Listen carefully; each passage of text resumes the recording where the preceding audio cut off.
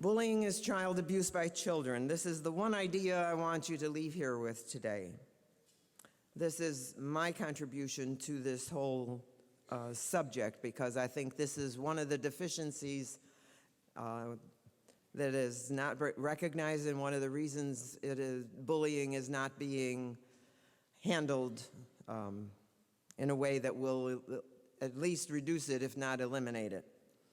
To help you remember this idea, I've had electrostatic decals made, which I believe there is one in every one of your packets. So if you look in the front of the front pocket on the left-hand side, you will see this decal.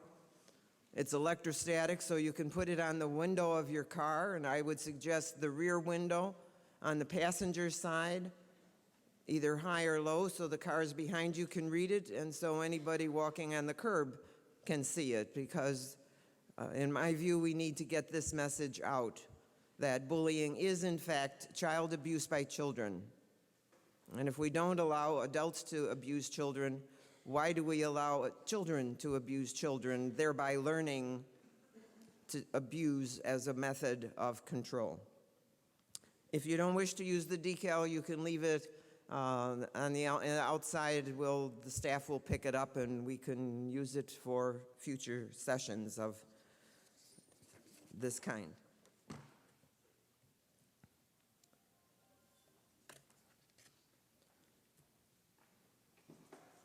Isn't that fancy? This is my second attempt at PowerPoint.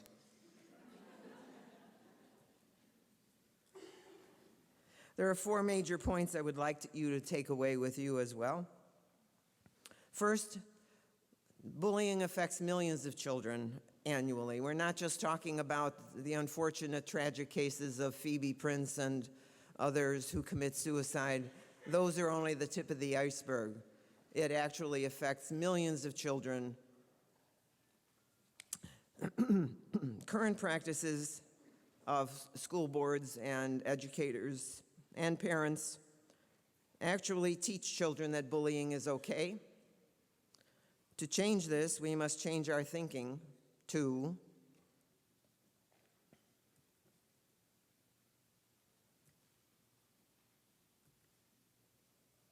bullying is child abuse by children. It affects millions of children. And it starts in preschool, not in high school or middle school. There are 2-year-olds and 3-year-olds who begin to exclude other children. They don't pick them to be on their team. They single them out as somehow different. And it seems that other children pick up on those signals because they've already been singled out as different, and they begin to shun them. So it starts very early. We need to get the preschool children or the preschool teachers involved in this as well. 1 of 3 children surveyed in a recent survey reported being bullied in the previous year. So think about your class or your school. If 1 of 3 children has been bullied, is that something you're satisfied with? What can you do to change all of that?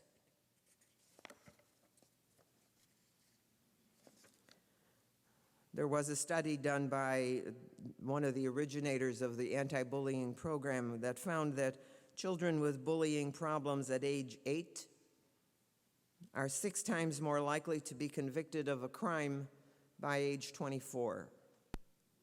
So allowing children to be bullies is setting them up for the next generation of criminal behavior.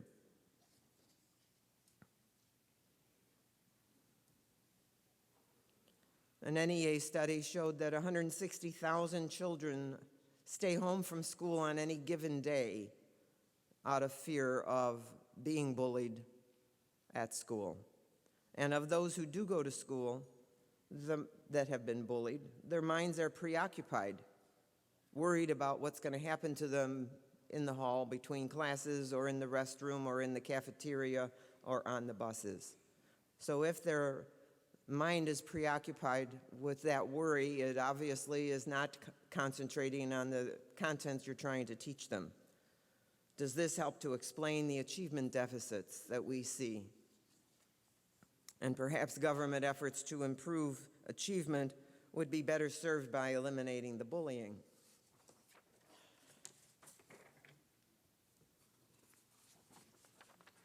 One of the reasons I wanted to talk about this comes out of my clinical background. As you was indicated, for 29 years I've been a therapist dealing with depression and anxiety as well as other kinds of things. Bullying has lifelong consequences, one of which is depression, and depression is a major mental illness. It is not something that can be overcome easily. In fact, among the handouts is one from a hospital, I believe, giving the symptoms of depression in teenagers. So I'm just going to give you a brief review of some of the facts. Depression is not sadness. It is a pervasive mental illness that is actually the stress response, the fight or flight response, stuck in the on position. The person needs to fight or needs to flee, but can't for whatever. In the case of children, obviously, they want to fight, but either they don't know how, or they feel incompetent, or they're not able. And they can't certainly flee. They flee by staying home from school. They flee in their minds by not paying attention to what's going on. But meanwhile, the body is churning out chemicals that are going to be dangerous.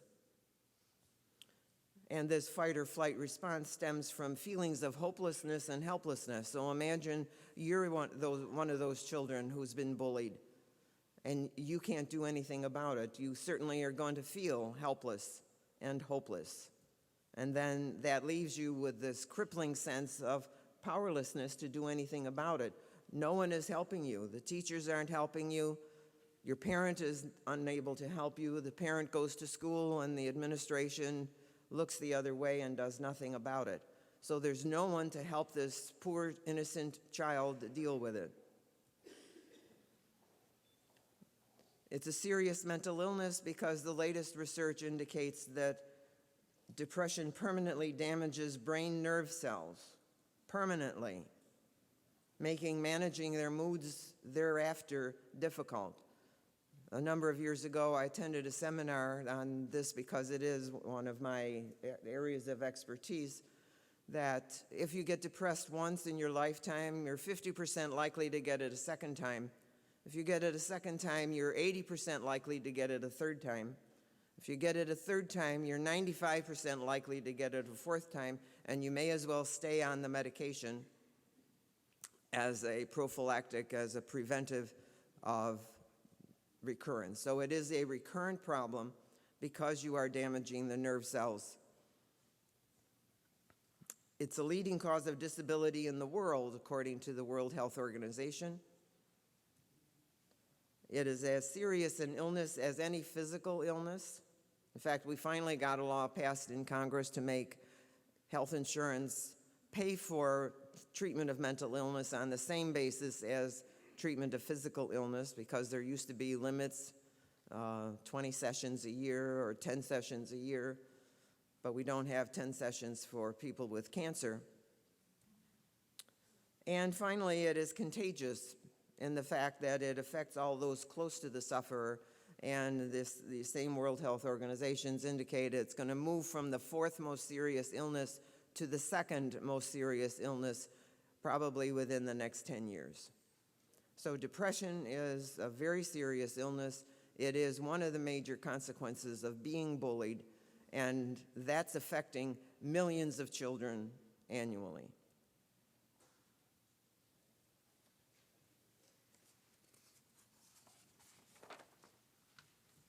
Among the depression consequences as children, we've already talked about the avoidance of school or their poor performance if they're there. In some cases, as you know, it turns into rage, and particularly depression in boys or males tends to move toward an anger, acting out. So the anger and rage leads to various forms of violence, often suicide. Twice as many boys commit suicide as girls, or it leads to homicide, the school shootings, whether it's Columbine or it's the university locations that we've heard more recently. In adults, of course, the anger is still there, and it may lead to road rage or homicide in the workplace, as well as the adult students in university settings. One of the things we don't ever hear about is the fact that people with mental illness, including depression, have lower earnings throughout their lifetime. Here's a table that shows, in a 2003 study, healthy men earning $55,000, depressed men earning $28,000 on an annual basis. So we have a 49% difference, and in women with a similar kind of thing, 28 to 17, with a 39% discrepancy. Overall, then, in that study, they were estimating $193 billion less earned. So what is the impact on those families? That's why I'm talking about it as contagious. It affects those families because obviously they're living on less income than they could otherwise. These individuals then are not living up to their full potential, all because no one helped them as children to cope with the bully. So who knows what invention, innovation, other creative idea or product has never been created because of the consequence of bullying abuse.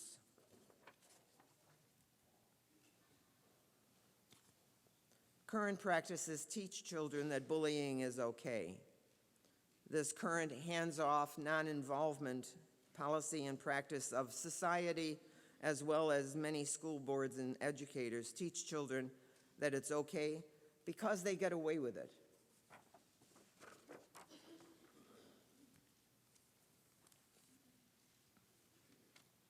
In case you've forgotten principle number 1 from Psych 101, I'm going to teach it to you again.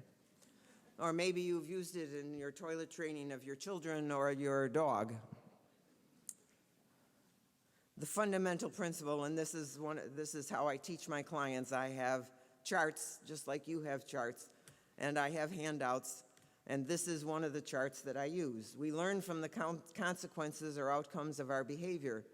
So if the outcome is positive, upper left-hand corner, the behavior will tend to be repeated.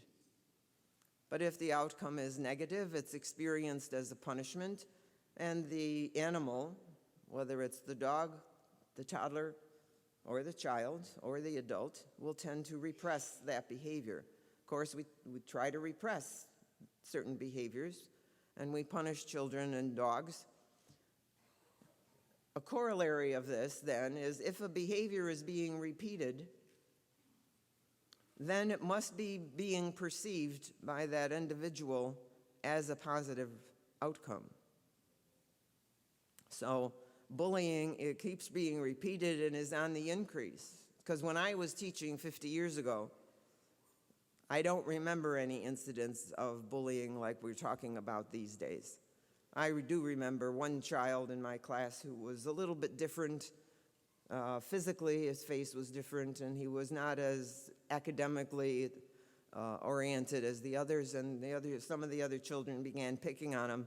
When I learned about it, I, as the teacher, intervened and lectured the class to emphasize the fact that this young man had artistic talents way beyond most of the other children in the class. So I was picking out something that they could admire and would not allow them to behave in a negative way. So I, as the teacher, took it as my responsibility to negatively sanction those bullying behaviors and to hold him up in some fashion so that he would have some positive self-esteem. So if a behavior is being repeated, the individual is somehow is perceiving it as a reward. So if we want to change the behavior, we have to create it as some kind of a negative outcome.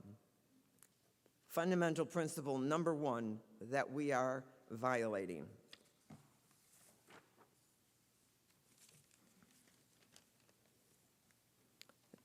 Coming here on the plane, I tore out of Time magazine a letter to the editor. They were referring to the South Hadley issue. Children learn what they see. The current climate in our country is one of pervasive bullying, from tea parties to TV talk shows to venomous tirades by radio hosts. Incivility and disrespect have never been more widespread. It's time we put a halt to it. That's the pervasive influence of society. No negative outcome equals a positive experience, equals a reward for the individual, and leads to the repetition of the behavior. Children learn what they live is a famous saying from a poster many parents have. I know it's one that I gave to my nephews and nieces when they had babies, so that it would remind them of that fact. I've added a second sentence to it myself based on what I teach my clients. Since children learn what they live, they then live what they learned. Because our brains get programmed, literally programmed like the computer. And in fact, I talk about the brain as analogous to the hard disk. Once it's programmed up there, you ain't gonna change it. All you're gonna be able to do is write a new program that interfaces with it to perhaps direct the behavior in a different direction. So the brain gets programmed by everything they see, hear, feel, taste, touch, and experience, every thought and emotion they have in conjunction with those experiences is absolutely, totally recorded in the brain, never goes anywhere. And then they live what they learned, because that's the blueprint that they have. So how they saw their mother and father relating to each other is how they are going to relate. That's why if you're dating somebody, you need to look at how that person treats his father or his mother, or her father and her mother, and how they treated each other, because that's what's programmed in that individual's brain, and that's what he or she is going to play out in their relationship with you.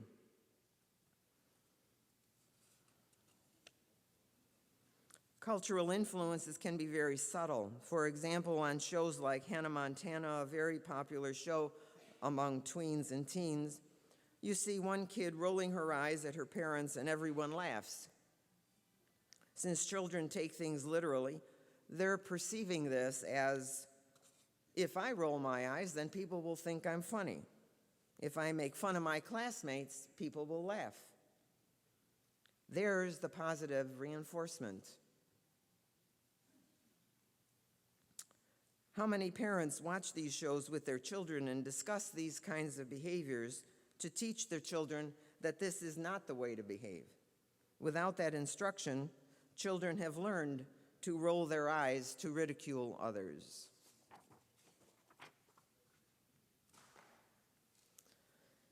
And here you have the famous diagram. This is the diagram that I showed the dean 3 or 4 years ago that intrigued her enough to invite me to present a lecture a year and a half ago.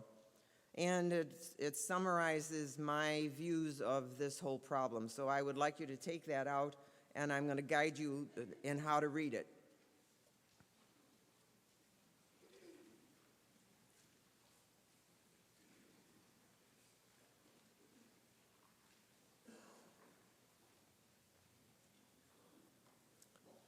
The trunk of the tree, as you see, is bullying, and then more recently I added the child abuse part to it. Bullying roots come out of the family, society, and of course the individual interacting in those places. So the roots at the base of the tree show that indeed children learn what they live. Please note that the printing is in 2 different directions.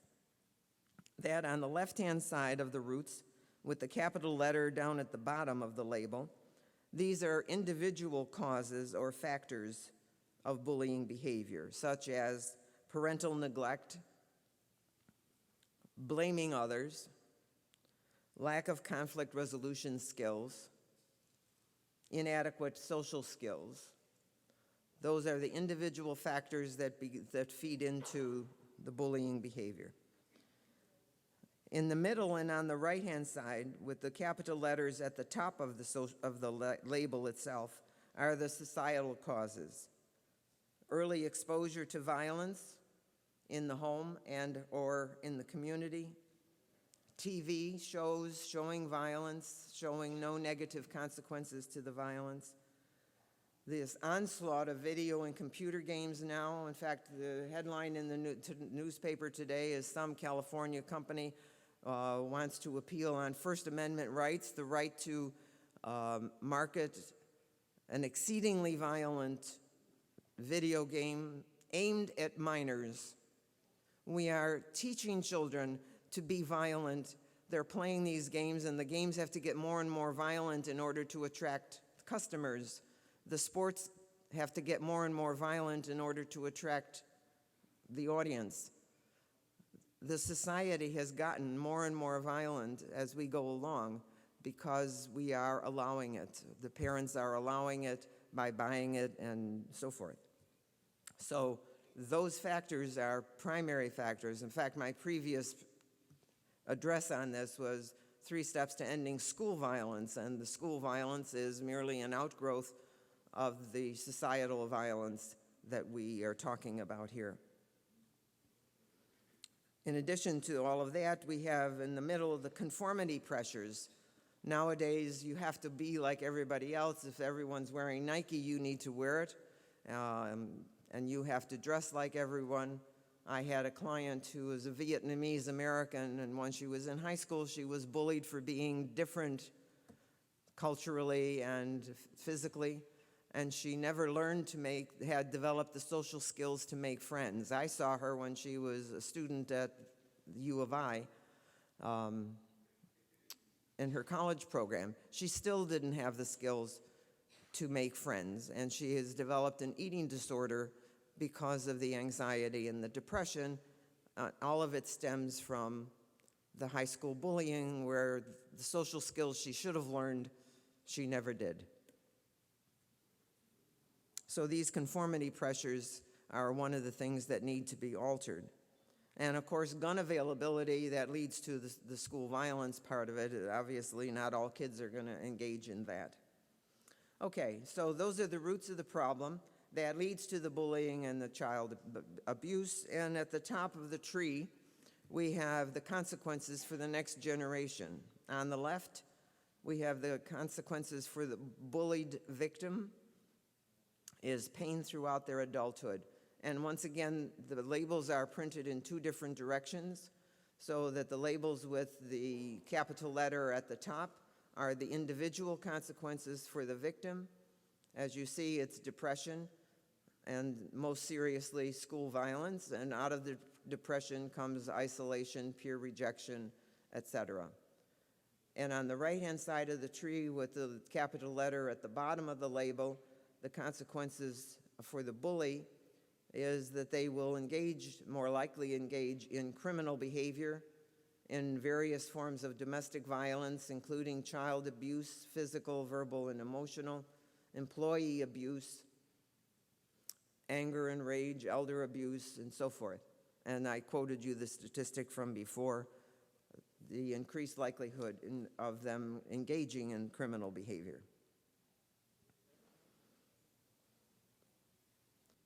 So the view of many parents, society, and educators has been that it's normal and natural. And as a result, the current thinking about the solution is that they have to be able to defend themselves, stand up for themselves, fight back, not be pushed around by anybody. And if they can't do that, then they deserve what they get. So Phoebe Snow was one of those weaklings who couldn't stand up to the pressure of the bullying that she received. But in a civilized society, we do not let the law of natural selection play out. In a civilized society, we protect the weak from being preyed upon. We spend great sums of money providing for special needs children, those that are deaf or blind or autistic or learning disabled or mentally retarded. We do that so they can live their lives to their fullest potential. Should we do anything less for those children preyed upon because of some perceived social difference? The current solution has resulted in the increases that we see. Things have changed for the worse. It used to be primarily one-on-one, and it was primarily boys, the alpha male seeking dominance, and it was primarily physical. It is now girls as well as boys. We now have alpha females. In fact, it was the alpha females who were attacking Phoebe. How dare she date one of their ex-boyfriends? It's now emotional as well as physical. And now it's 2 or 3 to 1, or 10 to 1 if it's cyberbullying. And how does one individual child handle that alone? And as you know, it's increasing.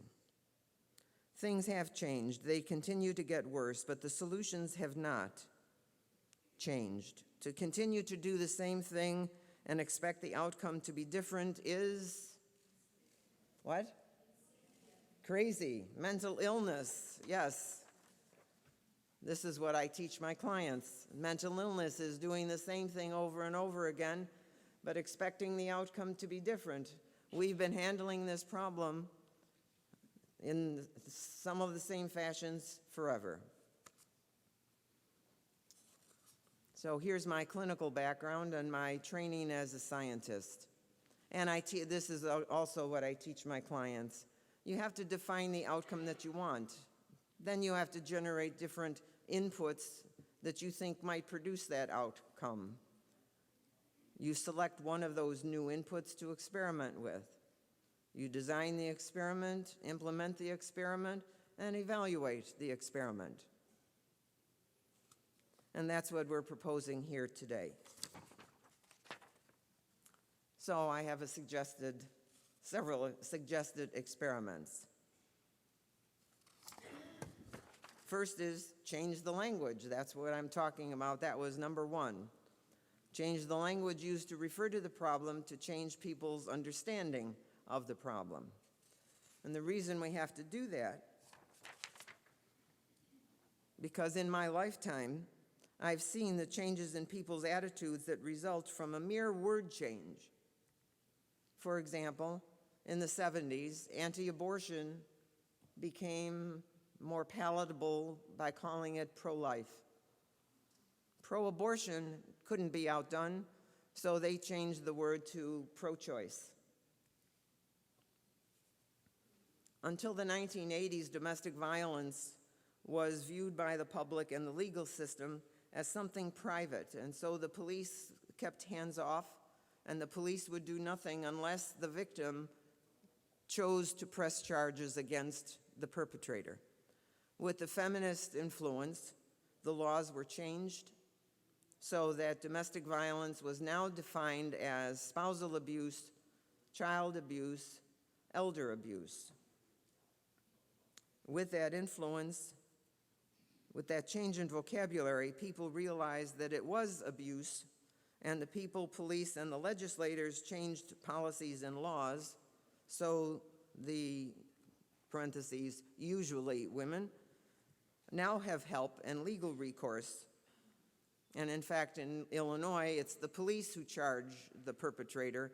The victim doesn't have anything to say, so if there's evidence of abuse, the charges are placed by the state, not by the individual, because the state has now said, we will not tolerate abuse of anybody, but we do tolerate the abuse of children by other children.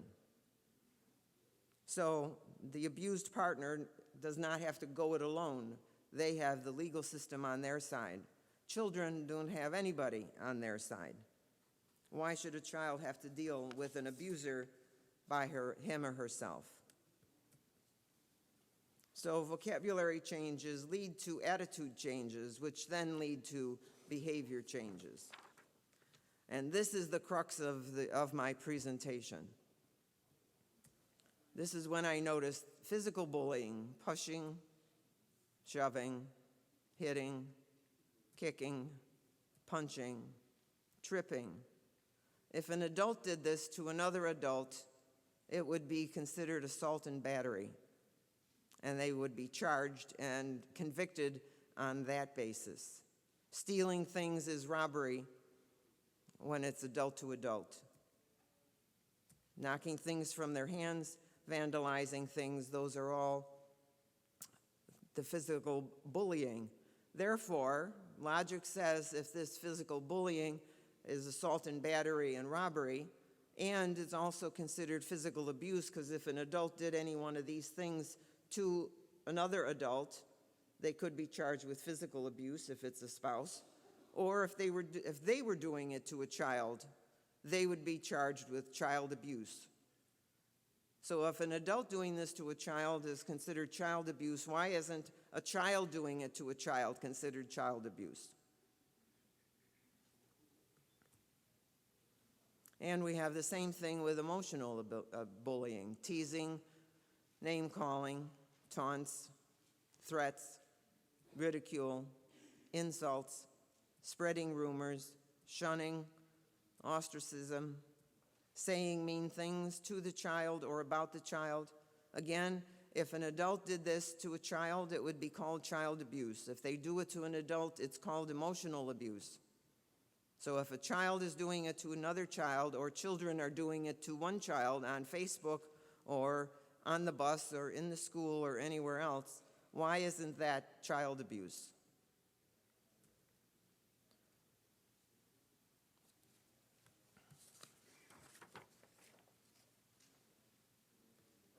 Before we get to that, I want you to do a little experiment. Please close your eyes.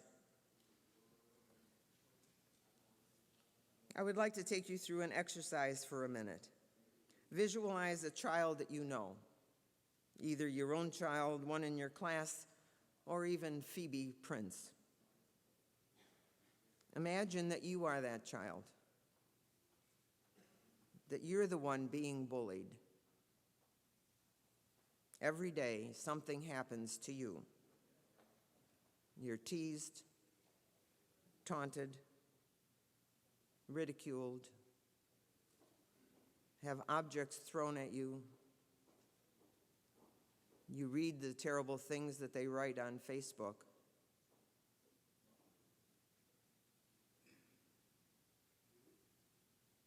And think about the fact that you have no one to turn to help you.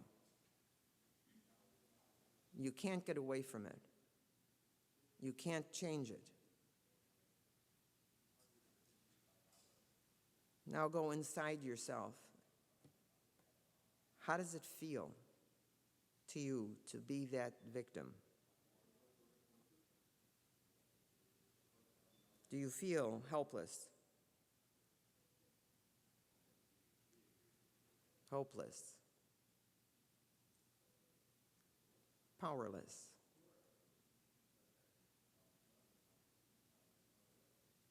Does it feel abusive?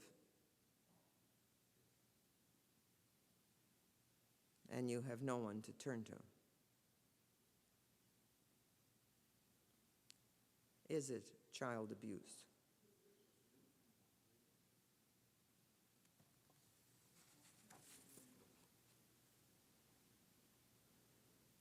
And when you're ready, you may open your eyes again.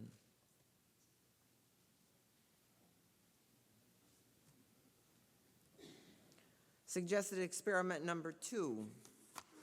I've already alluded to this. We could impose negative consequences so that the children learn that bullying, abuse will not be tolerated.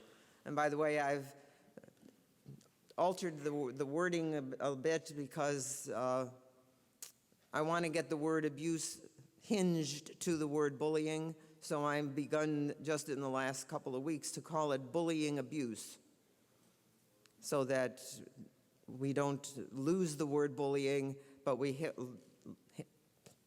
hook it up to the abuse concept. So we need to call it bullying abuse, and it will not be tolerated. The third experiment would be to change the law, and this may be somewhat controversial. in Illinois, I, as a therapist, and all of the teachers are mandated by law to report any abuse, child, spousal, or elder, to appropriate legal authorities. Even the confidentiality requirements that I practice under, that we are given under the law, are waived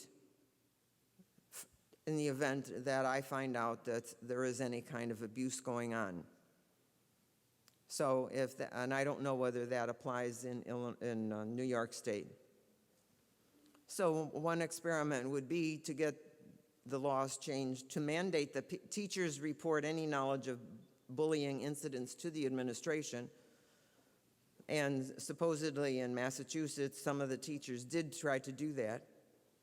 But then we also have to mandate that the administrators investigate all those incidents thoroughly and intervene in some appropriate fashion, or report them to, and you would have to devise some appropriate next steps that would be appropriate. I obviously am not an attorney, and I can't define what that is, but we could get the legal scholars involved in order to do that. So if teachers had to report it and the administration had to investigate every one of those incidents, and if 1 in 3 children are being abused, I think the principal's hands are going to be pretty full. So my strong hunch is that if this were enacted, then the school boards and administration would soon develop the curricula and the policies that would support diversity and differences and encourage children to tolerate those differences, and that those policies would also punish the bully abusers, lest the administrators have to spend all of their time investigating these bullying incidents and not get anything else done, or they would be subject to legal prosecution if nothing was done to prevent the bullying.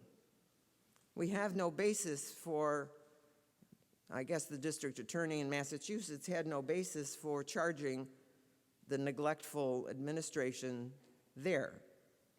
So we charge the children, but we don't charge the adults. Yes, I'm just finished. Bullying abuse is child abuse by children. If we don't allow abuse by adults, why do we allow it by children? Where they thereby learn that behavior.